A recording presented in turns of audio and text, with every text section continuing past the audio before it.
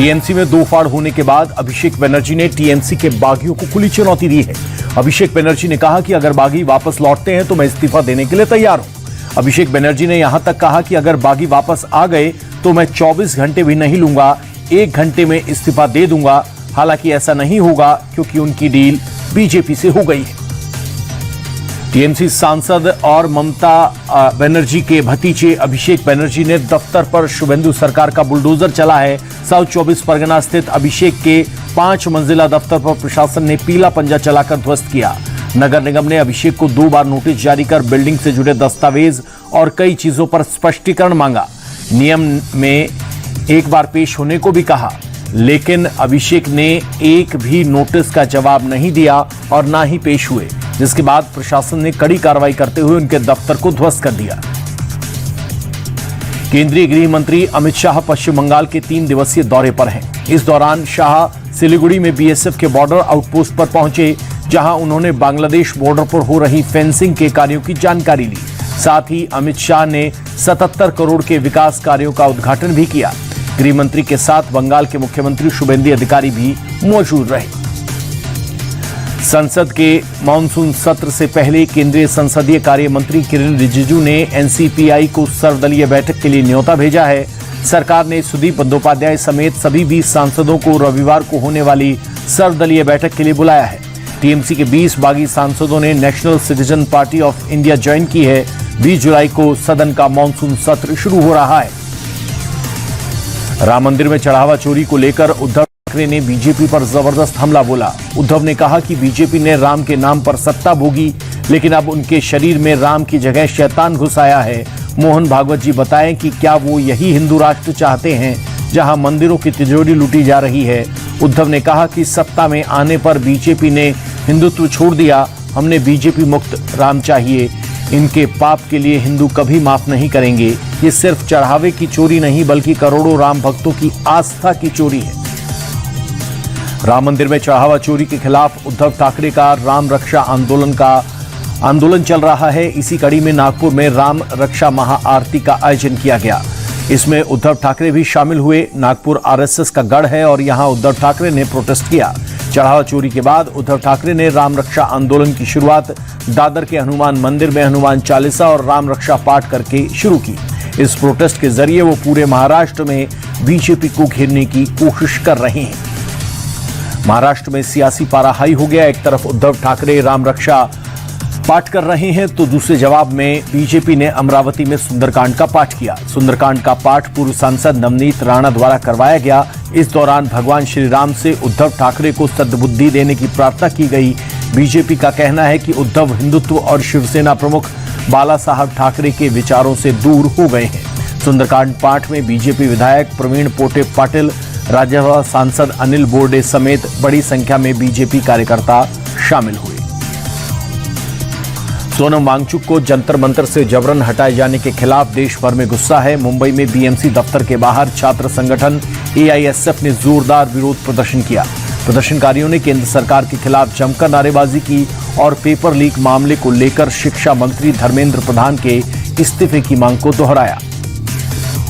सोनम वांगचुक को जबरन अस्पताल पहुंचाने पर सियासत शुरू हो गई है। केजरीवाल, अखिलेश समेत पूरा विपक्ष सरकार पर हमलावर है। केजरीवाल ने कहा कि गांधी जी ने भी लंबे समय उपवास रखे थे। अंग्रेजों ने भी उनके साथ ऐसा नहीं किया जो बीजेपी ने वांगचुक के साथ किया। मोदी जी इतना अहंकार ठीक नहीं, जिसने अहंकार किया उसका नाश तय है। वहीं अखिलेश यादव ने कहा कि बीजेपी ने न कभी गांधी जी पर विश्वास किया, न कभी उनके गांधीवादी तौर तरीकों में। निराशा का पर्याय बनी बीजेपी सरकार अहंकार में डूब चुकी है। सोनम वांगचुक को जंतर मंतर से हटाए जाने पर राहुल गांधी ने सरकार पर तीखा हमला बोला। सोशल मीडिया पोस्ट में राहुल ने कहा कि सोनम वांगचुक को इस तरह हटाए जाना गलत है। सरकार का मुख्य सिद्धांत ही असत्य और हिंसा है। नीट पेपर लीक और छात्रों की आत्महत्या गंभीर मुद्दे हैं। राहुल गांधी ने कहा कि कोई भी ताकत छात्रों की आवाज को दबा नहीं सकती। सोनम वांगचुक को लेकर विपक्ष के हमलों का जवाब मोदी सरकार के मंत्री चिराग पासवान ने दिया। चिराग ने कहा कि विपक्षी दल सोनम वांगचुक के जरिए अपनी खोई हुई सियासी जमीन को तलाश रहे हैं। सोनम वांगचुक की सेहत को लेकर सरकार से कोर्ट तक सब चिंतित हैं, लेकिन विपक्ष इसे सियासी मौके की तरह देख रहा है।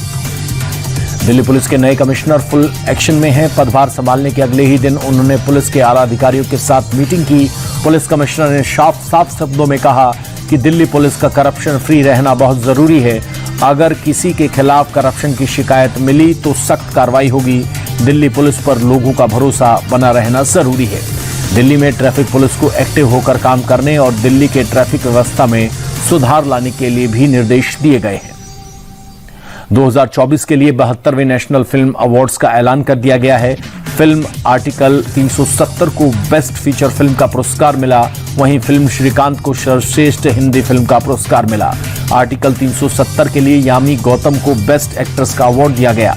वहीं ब्रायुगम के लिए मुमटी और चंदू चैंपियन के लिए कार्तिक आर्यन को लीडिंग रोल में बेस्ट एक्टर का पुरस्कार दिया गया। तेलुगु फिल्म काल्की 2898 AD बेस्ट पॉपुलर फिल्म चुनी गई है। अहमदाबाद के महमूदपुरा में एक पटाखा फैक्ट्री में विस्फोट के बाद भीषण आग लग गई। इस हादसे में 8 लोगों की मौत हो गई, जबकि 15 लोग गंभीर रूप से घायल हैं, जिन्हें इलाज के लिए अस्पताल में भर्ती करवाया गया। धमाका इतना तेज था कि 5 किलोमीटर तक आवाज सुनाई दी। बताया जा रहा है कि फैक्ट्री लाइसेंस रद्द होने के बाद भी अवैध रूप से चल रही थी। फैक्ट्री के पीछे RAF का कैंप है। धमाके की आवाज सुनने के बाद RAF जवान मौके पर पहुंचे और घायलों को अस्पताल पहुंचाया। गुरुग्राम के NH48 पर एक बड़ा हादसा होने से टल गया। नरसिंहपुर इलाके में अचानक 11,000 वोल्ट की हाई टेंशन बिजली की तार टूटकर सड़क पर गिर गई। तार के सड़क पर गिरने से जयपुर से दिल्ली की ओर आने वाले रास्ते को बंद कर दिया गया, जिसके चलते करीब 4 से 5 किलोमीटर लंबा जाम लग गया। घटना की सूचना प्रशासन तक पहुंची। प्रशासन की टीम ने बैरिकेडिंग लगाकर उस इलाके को घेर लिया और तार से दूरी बनाए रखने की सलाह दी। महाराष्ट्र के धुले में तेज रफ्तार कार का कहर देखने को मिला, जहां मुंबई आगरा हाईवे पर ट्रक और कार की भीषण टक्कर हो गई, जिसमें 2 लोगों की मौके पर मौत हो गई और 5 लोग गंभीर रूप से घायल। घटना के बाद मौके पर अफरा तफरी मच गई। सूचना पर पहुंची पुलिस ने घायलों को बाहर निकालकर अस्पताल में भर्ती करवाया। यूपी के सीतापुर में उस वक्त हड़कंप मच गया जब एक आम लदे ट्रक में भीषण आग लग गई, जिससे लाखों रुपए का आम जलकर खाक हो गया। हालांकि ड्राइवर ने कूदकर अपनी जान बचा ली। ट्रक सहारनपुर से बिहार जा रहा था। बताया जा रहा है कि ट्रक के टायर में आग लगी थी। देखते ही देखते पूरा ट्रक जलकर खाक हो गया। सूचना पर पहुंची पुलिस और फायर ब्रिगेड की टीम ने आग पर काबू पाया। यूपी के हापुड़ में दबंगों के हौसले बुलंद हैं। एक युवक पर धारदार हथियार से जानलेवा हमले का CCTV फुटेज सामने आया है, जिसमें दबंग खुलेआम गुंडागर्दी करते दिखाई दे रहे हैं। गंभीर रूप से घायल पीड़ित ने पुलिस पर ही आरोपियों को बचाने का आरोप लगाया है। पीड़ित का कहना है कि पुलिस ने शिकायत की तारीख बदलकर कमजोर FIR दर्ज की है। उत्तर प्रदेश के बहराइच से एक बेहद हैरान करने वाला वीडियो सोशल मीडिया पर वायरल हो रहा है। यहां वन क्षेत्र में चलती बाइक पर अचानक एक तेंदुए ने छलांग लगा दी। तेंदुए के इस अचानक हमले से बाइक सवार युवक बाल बाल बच गया। वीडियो में साफ देखा जा सकता है कि कैसे एक मादा तेंदुआ अपने 2 शावकों के साथ सड़क पार कर रही थी। झारखंड के दुमका में वन विभाग और पुलिस ने सांसद शिबू सोरेन के पूर्व सचिव विवेक रावत के भतीजे पंकज रावत के घर पर छापेमारी की। कई घंटे तक चली तलाशी के दौरान सर्च वारंट को लेकर परिवार वालों और अधिकारियों के बीच नोकझोंक हुई।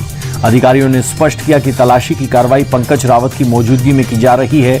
वन विभाग और प्रशासन ने इस कार्रवाई के कारणों का अब तक खुलासा नहीं किया है। बिहार में अवैध रेत खनन के खिलाफ ईडी ने देश भर में कई ठिकानों पर छापेमारी की। ये कार्रवाई राजस्थान, दिल्ली, गुरुग्राम, पटना और बांका समेत 12 जगह पर हुई। रेड के दौरान 2 करोड़ 92 लाख रुपए कैश बरामद हुए। इसके अलावा जमीन के दस्तावेज, बैंक खातों की जानकारी, चेक, लोन एग्रीमेंट और कई डिजिटल सबूत भी जब्त किए गए। ये कार्रवाई बांका में दर्ज FIR के आधार पर हुई है। आरोप है कि महादेव एनक्लेव प्राइवेट लिमिटेड ने बड़े पैमाने पर अवैध बालू खनन किया था। महाराष्ट्र के वसई में एक पुल अचानक ढह गया, जिससे 2 गाड़ियां पुल में गिर गई। राहत की बात यह रही कि इस हादसे में कोई जनहानि नहीं हुई, लेकिन वाहनों को भारी नुकसान पहुंचा। गांव वालों का आरोप है कि पुलिस से रोजाना क्षमता से अधिक बाहरी वाहन गुजरते हैं, जिस पुल कमजोर होने की वजह से ढह गया। हादसे के बाद वड़घर, कलभोण और लेंडी गांवों का संपर्क कट गया। अब लोगों को आने जाने के लिए करीब 20 किलोमीटर लंबा वैकल्पिक रास्ता अपनाना पड़ रहा है। कोटा के बोरखेड़ा इलाके में एक बॉयज हॉस्टल की मेस में करीब 5 फीट लंबा मगरमच्छ घुसने से हड़कंप मच गया। खाना बना रहा कुक और कर्मचारी जान बचाकर बाहर निकले, जबकि हॉस्टल में रहने वाले छात्र भी दहशत में आ गए। मगरमच्छ के आने का वीडियो सीसीटीवी में कैद हो गया। सूचना पर वन विभाग की टीम मौके पर पहुंची और कड़ी मशक्कत के बाद सुरक्षित रेस्क्यू कर मगरमच्छ को चंबल नदी में छोड़ दिया गया। जानकारी के मुताबिक मगरमच्छ पास के नाले से हॉस्टल तक पहुंचा था।